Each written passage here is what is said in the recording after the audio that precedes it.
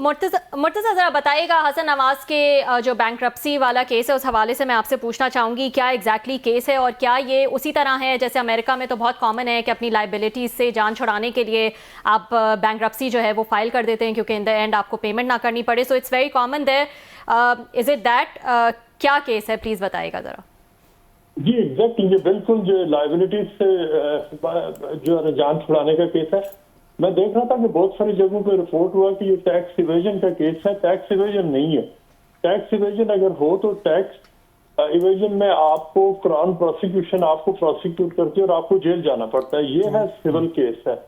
यहाँ पे जो लाइबिलिटी है, जो कंपनी लाइबिलिटी है, बल्कि इसमें जो हसन नवाज है जो पर्सनल उनकी लाइबिलिटी है, ये वो उनकी कंपनीज के ऊपर जो था उसने अपने आप को उन्होंने बैंकरप्ट उन्होंने डिक्लेयर करवाया। और अगर इसका मैं आपको थोड़ा सा बैकग्राउंड बताऊं जी प्लीज। तो ये जब हसन नवाज को बैकग्राउंड से पहले ये मैं सॉरी आपकी बात कर, अमाउंट कितनी है जिस पे उन्होंने बैंकरप्सी अब डिक्लेयर किया, कितनी अमाउंट पेएबल थी सर? वो जरा अमाउंट सामने नहीं आ रही, अगर मैंने कोई मिस किया है कहीं पे। अमाउंट कितनी थी? अभी तक नहीं सामने आ रही, लेकिन मैं इसके ऊपर काम कर रहा हूँ और जल्दी आपको मैं वो वाला भी पूरा जो केस फैक्ट्स हैं exactly in pennies and pounds में आपको बता दूंगा सर। लेकिन जो अभी तक मेरी इंफॉर्मेशन है वो यही है कि ये मिलियंस में है, क्योंकि अच्छा एक कॉमन अगर मिलियंस ऑफ पाउंड में है, मिलियन ऑफ पाउंड में, मिलियंस ऑफ पाउंड में अगर ये 1-1.5 मिलियन का काम होता तो इतनी पेमेंट वो आसानी से कर लेते। ये एक्यूमुलेट हुई में बहुत ज्यादा पैसे, आई वुड इमेजिन कि ये समथिंग अराउंड 10 मिलियन या उससे ज्यादा की हो सकती है। अच्छा। हसन नवाज की या शरीफ फैमिली के वक्त का बंदा इससे कम पे कभी अपने नाम के ऊपर बैंकरप्सी ना लेता। और बैंकरप्सी भी यहाँ पे जैसे आपने पहले कहा कि ये जिस तरह अमेरिका में जो लाइबिलिटी से जान छुड़ाने के लिए किया जाता है, एग्जैक्टली ये डिटो कॉपी है यहाँ पर भी होती है, वेस्टर्न यूरोप में और इन ममालिक में भी उसी तरह होता है।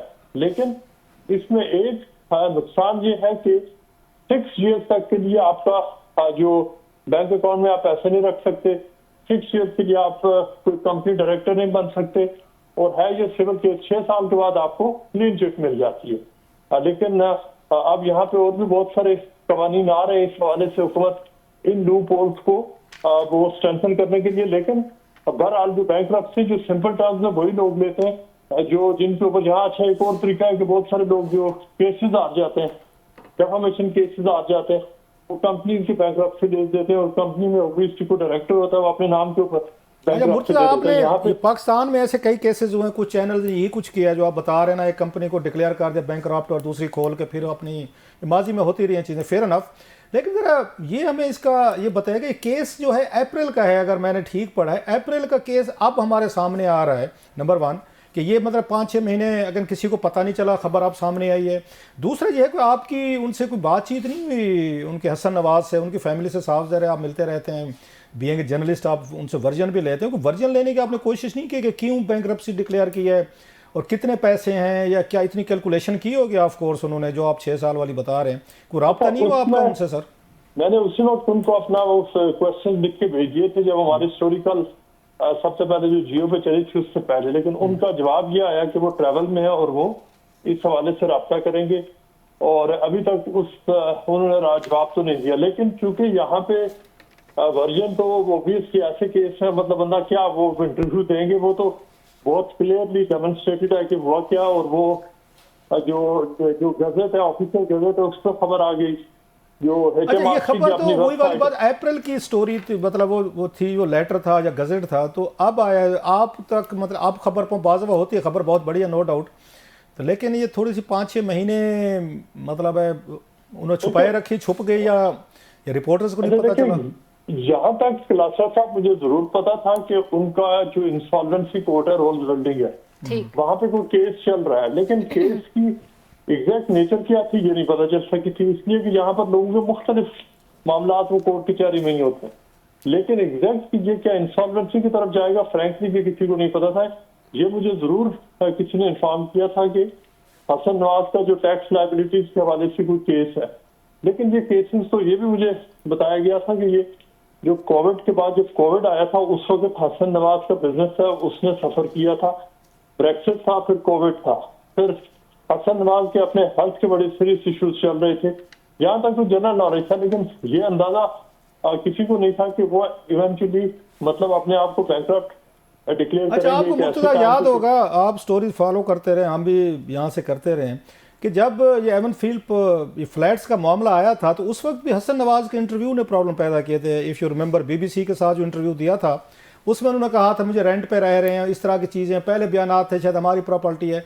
उस वक्त भी मेरा ख्याल है हसन नवाज का जो इंटरव्यू था तो वही वो शरीफ फैमिली के लिए प्रॉब्लमेटिक बना था। अब फिर उनका एक अपने आप को डिक्लेयर करना बैंकरप्ट, अनदर एक स्कैंडल आएगा शरीफ फैमिली पे, इनकी बिजनेस ट्रांजैक्शन या इनकी बिजनेस इंटेग्रिटी पे।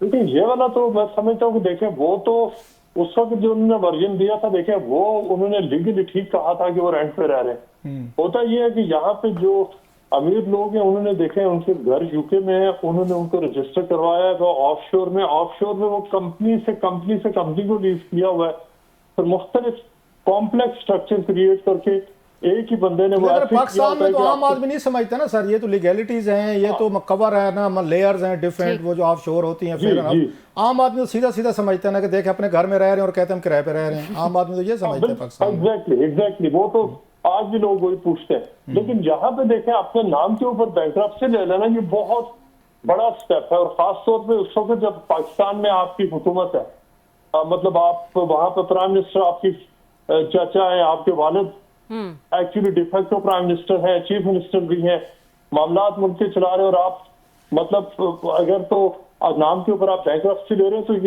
ये बहुत ही दो बातें, एक तो बहुत ही लेट बैक अप्रोच है और दूसरा ये पॉलिटिकली मतलब इमेज के हवाले से डेवास्टेटिंग है। अच्छा, आपने हमें क्योंकि लेट ज्वाइन किया था, जो आपका टाइम हम थोड़ा सा खुद खा गए, तो पूछना तो चाहेंगे लास्टली थोड़ा सा अगर कोई बताएं कि अभी जो यूके फॉरेन सेक्रेटरी साहब ने इमरान खान साहब के हवाले से जो लेटर लिखे अपने एमपीज़ को जवाब दिया, उसमें उसको कैसे देखते हैं कि पहली दफ़ा कोई मुल्क है यूरोप में हो या पूरी दुनिया में फर्स्ट कंट्री जिनके फॉरेन सेक्रेटरी इमरान खान साहब के हवाले से अपनी उन सपोर्ट का भी उन्होंने इंडिया दिया है, मिलिट्री ट्रायल के खिलाफ बात किया, ह्यूमन राइट्स अब्यूजेज हों, इलेक्शन वगैरह दीगर चीज़ें।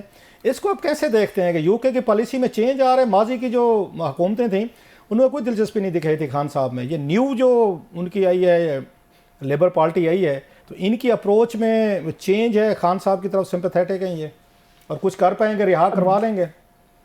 क्योंकि ये जो स्टैंडर्ड है, ये वो जो खत है, मैंने वो इसके ऊपर स्टोरी भी की है, ये जो देखें उसमें दो बातें वो कह रहे हैं। एक तो वो कह रहे हैं कि अभी तक पाकिस्तान की तरफ से इंडिकेशन नहीं आई कि मिलिट्री ट्रायल होगा। अच्छा, तो एक और बात है कि यहाँ पे ये कि बरतानवी हुकूमत का फॉरेन सेक्रेटरी के लेवल पे जवाब देना यस ये सक्सेस है। ये किसी मुल्क ने एक्चुअली हुकूमत के लेवल पे जवाब दिया नहीं, जो कि पहला मुल्क है। दूसरा ये है कि वो ये कह रहे हैं कि अभी तक मिलिट्री ट्रायल की इंडिकेशन नहीं है, लेकिन उसके अलावा पूरा लेटर ये है, वो ये कहते हैं कि फॉर एग्जाम्पल जो जुडिशियल प्रोसेस है, जो कॉन्स्टिट्यूशन अमेंडमेंट्स है, ये पाकिस्तान का अंदरूनी मामला। एक और इसमें इम्पोर्टेंट चीज़ है, मैं सॉरी आपकी बात कर रहा हूँ, खान साहब को तो 1.5 साल तो से ज़्यादा जेल में हो गया है।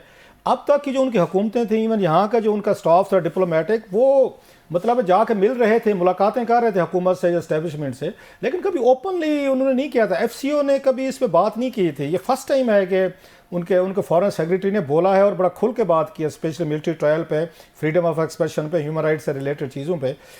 सो इस पॉलिसी चेंज तो है, पहले वो बैकडोर चैनल से वो अप्रोच कर रहे थे हुकूमत को या फौज को, अब की दफ़ा तो डायरेक्ट बात की है उन्होंने। Sir it's a big change. देखिए 20 इन्फ्लुएंशियल MPs है, उन्होंने खत लिखा, ये खत अरेंज करवाया जुल्फी बुखारी ने, और ऑब्वियसली जो MPs इन्वॉल्व है उसमें जो करंटली जो रूलिंग पार्टी है उसके लोग हैं, और अपने कॉन्स्टिट्यूएंट्स की तरफ से उन पर प्रेशर था, और ऑब्वियसली उन्होंने पूरी एक एफर्ट लगाई है, और उसका जवाब इस हद तक उन्होंने जरूर जो फॉरेन सेक्रेटरी को एंगेज करवाया। तो पहले हुकूमत तो रब के मुकाबले में डेफिनेटली आप ठीक कह रहे हैं कि ये एक फॉरेन सेक्रेटरी का जवाब देना ही इट इज क्वाइट सिग्निफिकेंट। जवाब जरूर देते हैं और कभी कभार वो इससे बहुत ज्यादा माइल्ड जवाब भी दे सकते थे, लेकिन इस खत में उन्होंने human rights, freedom of expression बड़ा कैटेगोरिकली कहा कि वो समझते हैं कि पाकिस्तान फॉलो अप लेते रहेंगे। लगता है पाकिस्तान के बाद सबसे ज्यादा पाकिस्तान की खबरें लंदन में हैं, आपसे हम फॉलो अप लेते रहेंगे। Thank you very much brother, very kind. Thank you Murtaza for joining us. वक्त हुआ एक छोटे से ब्रेक का, ब्रेक के बाद हम कुछ मजीद स्टोरीज डिस्कस करेंगे।